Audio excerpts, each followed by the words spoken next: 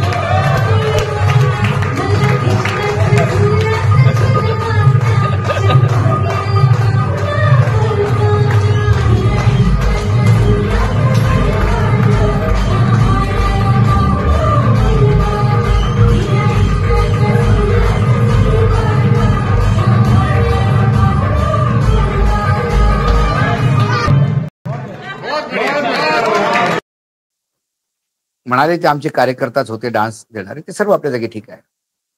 परंतु या लोकांना ज्या बळीराजांच्या नावावर जिंकून येतात आणि सत्तेचं लोणी खातात, यांना विदर्भातले सगळेच्या सगळे जिल्हे अतिवृष्टीमुळे अतिशय शेतकऱ्यांचे हाल बेहाल आहेत. सगळ्यांची काळी दिवाळी झाली. सरकारने म्हणे मदत दिली, म्हणजे किती मदत हातात पोहोचली आणि ती दिवाळी करू शकले का याचं कोणीही काहीही यांना तारतम्य नाही. सोयाबीन गेलं, कापूस गेला. केंद्र सरकारच्या कृपेने अमेरिकेचा कापूस आला तर आपला कापूस रस्त्यावर आला. पावसानं तसाही कापूस झोडपून काढला. तुरी कधी येतील माहित नाही आणि तुरी आल्या तर विकल्या जातील का कारण पिवळा वाटाणा इतका आयात करायला तुम्ही परमिशन दिल्या, त्यात बेसनमध्ये वापरण्यात येतो, तोच भेसळीमध्ये वापरण्यात येतो. त्यामुळे तुरी उत्पादकाच्या हातावर सुद्धा तुरीच लागणार का? हा एक भीषण प्रश्न आहे. सोयाबीन 5,500 रुपयाला म्हणे. 1 महिना झालं शेतकरी तरसतोय, पण सोयाबीन अजूनही मिळत नाही. म्हणजे पर्चेसिंगचे ते जे विक्रेता केंद्र सुरू झालेली नाही आहे, खरेदी केंद्र. त्यामुळे कुठे 2 टाइम उपाशी मुलांना मरताना पहिल्यापेक्षा तो सोयाबीन विका ज्या किमतीत मिळतात आणि अक्षरशः 2,500 ते 3,000च्या रेंजमध्ये सोयाबीन विकतात आणि मग हे जे व्यापारी आहेत ते नंतर कमावतील. सरकारचं धोरणच ते आहे, व्यापाऱ्यांनी कमावावं आणि शेतकऱ्यांनी मरावं. विदर्भात ऑन अँड ॲव्हरेज 12 ते 16 आत्महत्या रोजच्या आहेत.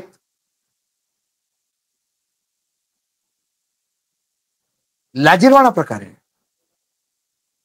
धक्कादायक आहे. अगदी मंत्र्याचा आते भाऊ आत्महत्या करतो, कारण त्यालाही दिवाळीच्या दिवशी मुलांना उपाशी राहिलेलं पाहिलं जात नाही. अशा वेळी कार्यकर्त्यांनी आपलं घर सोडून या बळीराजाच्या सोबत उभं राहून त्याला हिंमत देण्याचा प्रयत्न करावा. इश्काच्या झुल्यात झुलावं हे जनतेने ठरवलं पाहिजे. आणि निर्लज्ज इतके की ते त्यालाही जस्टिफाय करतात.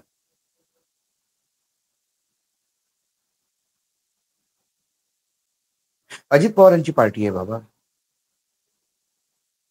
काय सांगणार, कोण बोलणार? दादा अजित पवार म्हणजे अतिशय घाणेरडा प्रकार. अनिल अहिरकर आहेत, अध्यक्ष आहेत राष्ट्रवादी नागपूर शहराचे. ते म्हणाले अरे ते आमचे कार्यकर्ताच होते. राष्ट्रवादीच्या कार्यालयात कार्यक्रम व्हावे, संगीताचे कार्यक्रम व्हावे, लावण्या पण आहेत, चांगल्या शृंगारिक लावण्या आहेत ना. पण ही लावणी तुम्ही पाहून तुम्हाला वाटलं तुम्ही कुठे बसला आहात? कोणाला कोणाचं घेणं नाही. फुले, आंबेडकर, शाहू, बळीराजा, अंतिम व्यक्ती, तरुण मुलांना नोकऱ्या, हे सगळे शब्द फक्त भाषणात असतात, फक्त भाषणात.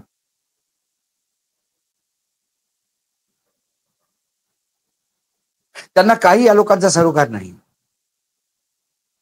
अजित पवार पश्चिम महाराष्ट्राची, ती पार्टीच पश्चिम महाराष्ट्राची. पण अजित पवार जेवढा जीव तोडून विदर्भात आता लक्ष घालायला लागले, त्यांना वाटतं विदर्भात जरी काही मला मिळालं तर माझं कुठेतरी फुटप्रिंट, म्हणजे जर काकांनी उद्या तिकडे सुपडा साफ केला तर आपल्याला कमीत कमी विदर्भ साथ देईल. पण विदर्भातले लोक पश्चिम महाराष्ट्राच्या रंगात कधी रंगले कळलंच नाही.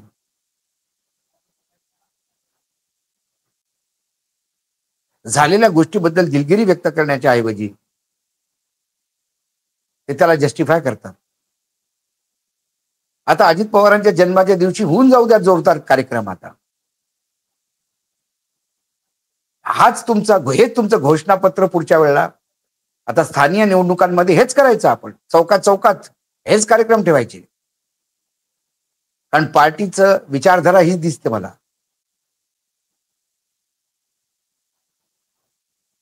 पुण्याची एक ट्रस्ट आहे, पुण्यदान आश्रम ट्रस्ट. मी सौभाग्य समजतो माझं की मी त्या ट्रस्ट सोबत जुडलेलो आहे. 24 तास सामाजिक कार्य. दिवाळी आपली नव्हे, आमच्या आम्ही त्यांना ट्रस्टच्या ज्या हेड आहेत त्यांना आम्ही माता म्हणतो, आई म्हणतो. त्यांना दिवाळी आपली नव्हे, सामान्य माणसाची दिवाळी कशी चांगली होईल यासाठी ते झटत असतात. वारकरी आले तर त्यांची नीट राहायची व्यवस्था होते की नाही. हजारोच्या तदांना वारकरी तिथे जेवून जातात. म्हणाला तेच पुण्य आपल्याला वारीचं.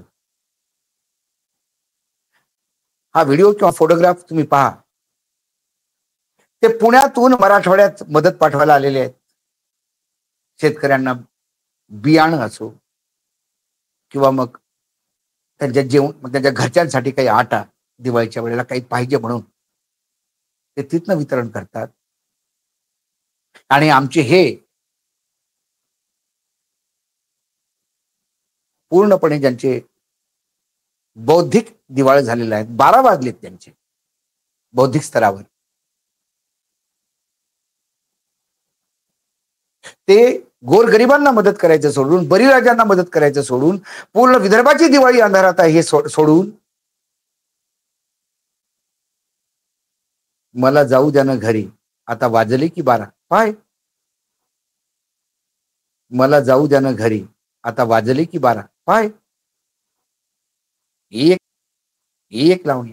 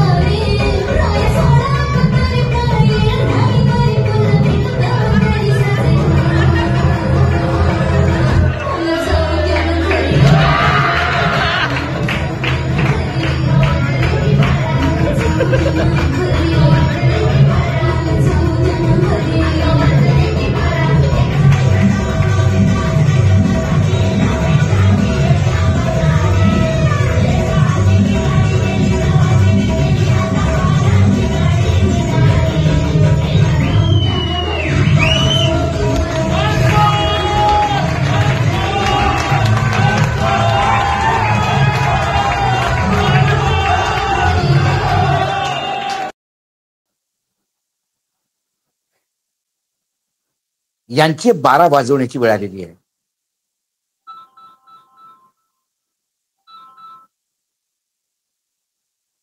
आणि जनतेने यापुढे जेव्हा जेव्हा अजित पवार मत मागायला येतील तेव्हा ह्या लावण्या विचारायच्या नाही. जखमेवर फुंकर घालण्याच्या ऐवजी तुमच्या जखमेवर मीठ चोळणाऱ्या या लावण्या.